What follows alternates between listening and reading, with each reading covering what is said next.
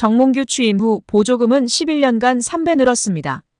정부 보조금은 연간 최소 110억 원 수준이며 스포츠 토토 등 복표 수익 연간 200억 원이 지원되고 있습니다. 주요국 정부 보조금 없거나 의존도 낮으며 피파 랭킹 20위권 국가들은 70% 이상이 협회장은 전문 경영인이 하고 있고 이외 축구인 등이 하고 있습니다. 우리나라처럼 재벌 총수가 회장인 곳은 단 한 곳도 없습니다. 대한축구협회에 연간 약 300억 원의 국가재정이 투입되면서 수익에서 정부 의존도가 약 30%에 달하는 것으로 나타나며 충격에 빠졌습니다. 사실상 정부 재원이 아니면 운영이 어려운 셈입니다. 미국과 일본 등 주요국은 국가보조금 의존도가 낮은 가운데 축협의 재정 자립을 촉구하는 목소리가 나오고 있습니다. 18일 한경닷컴이 축협의 손익계산서를 분석한 결과 지난 2013년 이후 보조금과 복표 수익을 제외하면 연 평균 300억 원 적자를 기록하고 있습니다. 축협의 손익계산서는 정부 재정 비중이 상당한 보조금과 스포츠 토토 등으로 알려진 복표 수익을 포함해 계산하면 재정 상황이 좋아지는 것처럼 보입니다. 복표 수익은 국민체육진흥공단이 국민체육진흥기금 조성을 위해 운영하는 국가정책사업에서 발생하기 때문에 정부 재원을 배분하는 세금의 성격을 가지는데요. 축협의 당기순이익은 최근 5년간 코로나 팬데믹으로 입장료 수익 등이 없어 38억 원의 적자를 기록한 2020년을 제외하곤 늘어나는 듯한 모습입니다. 2020년까지만 해도 보조금과 복표 수익, 지난 2014년 브라질 월드컵의 대참사 이후 홍명보 감독이 곤혹을 치렀었는데요. 홍명보 감독의 땅 구입 논란이 확산되며 파장을 일으켰었습니다. 한 매체는 홍명보 감독은 월드컵을 앞두고 수도권으로 수차례 땅을 보러 다닌 사실이 확인됐다고 보도했었습니다. 홍명보 감독이 땅을 사들인 곳은 한국판 비버리 힐스라고 불리는 신흥 부촌인 분당구 은중동에 위치한 땅이며 78.35평을 11억에 구입한 것으로 알려졌었는데요. 은중동은 한국판 비버리 힐스라 불리는 신흥 부촌으로 특히 서울 강남권과 곧바로 연결되는 경부고속도로를 탈 수 있어 기업인들의 새로운 둥지로 떠올랐던 곳입니다. 이 지역에는 현재 배우 신하균, 권상우, 김보성, 방송인 김영철 등이 거주하고 있으며 한 부동산 관계자는 이미숙, 신혜라, 최민수 등도 집을 알아보러 왔었다고 밝혔었습니다. 은중동 인근 복수의 부동산 중개업소 등에 따르면 홍명보 감독은 이곳의 토지를 사기 위해 4월 초부터 가족들과 함께 수차례 현장을 찾았었다고 알려졌었습니다. 홍 감독은 대표팀 엔트리 발표 약 3주 전인 지난 4월 18일 토지 대금의 11억 원 가운데 10%인 1억 1천만 원으로 계약했고 대표팀 소집과 훈련이 동시에 진행되던 지난 5월 15일에 최종 계약을 한 것으로 전해졌었습니다. 축구계 한 인사는 대개 감독이 큰 대회를 앞두고는 개인적인 부분에 신경 쓸 겨를이 없다. 홍 감독이 토지를 매입했다는 게 사실이라면 적절하지 못한 처신으로 논란이 될 것 같다고 말한 것으로 알려졌었습니다. 2005년 8월 22일 홍명보 당시 대한축구협회 이사는 파주 국가대표 트레이닝 센터에서 시작된 KFA 2급 지도자 강습회에 참가했습니다. 홍명보는 지도자 자격증이 없는 상태였는데요. 지도자를 할 생각이었다면 상급 지도자 자격증부터 따야 했습니다. 상급 지도자 자격증을 따면 유소년이나 초등학교 축구교실에서 지도자 생활을 할 수 있었습니다. 2급 지도자 자격증을 따려면 상급을 따고 2년이 지나야 했습니다. 하지만 홍명보에겐 예외 조항이 적용됐습니다.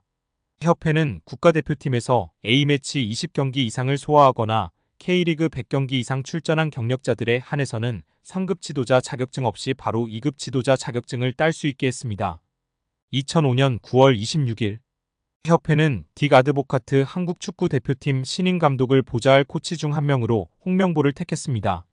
지도자 자격증이라곤 전무했던 홍명보가 2급 지도자 자격증을 딴 지 3주 만이었습니다. 자격 논란이 불거졌습니다.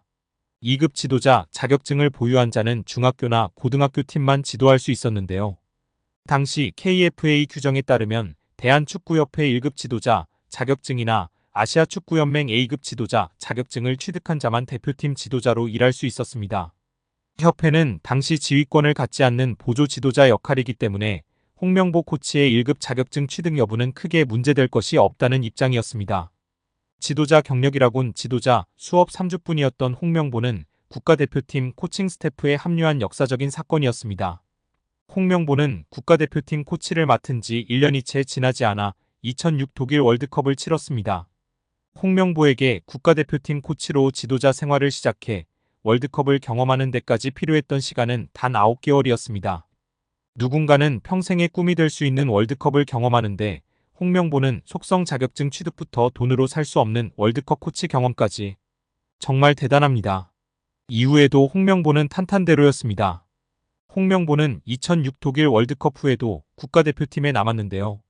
홍명보는 국가대표팀 코치로 2007 아시아 축구연맹 아시안컵, 2008 베이징 올림픽을 차례로 경험했습니다. 2006 독일 월드컵 16강 진출 실패, 2007 아시안컵 3위 및 음주 파문, 2008 베이징 올림픽 조별리그 탈락 등 대표팀은 실패를 거듭했지만 홍명보가 책임질 건 없었습니다. 홍명보는 2008 베이징 올림픽을 마친 후 감독 생활을 시작했습니다.